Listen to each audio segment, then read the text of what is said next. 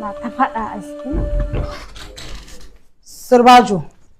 Hajiya ka fito? Eh na fito. Zan je in taro mai gidan ne, kin san yau zai dawo.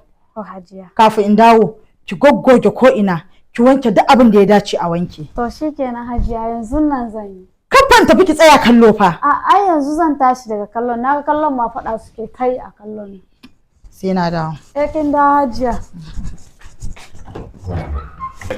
Ha, shi ma fa ya fita wannan karaman tibin nan. Ha, su ma da tarkashe kamar menene. Assalamu alaikum. Assalamu alaikum. Sirbajo! Hajiya? Me ka kike yi?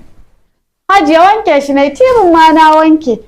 Yanzu na ɗauko shi daga rana shanya shi ne, da ƙyar na mai da shi a bango Hajiya. Wajen ki wanke?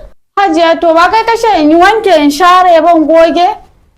Wace ce wannan? Sabo mai aikin da ne da baka nan? Kin san dai nawa na sai kwamfutan nan ko? And ke tun da ba za ki iya ayyuka da kanki ba.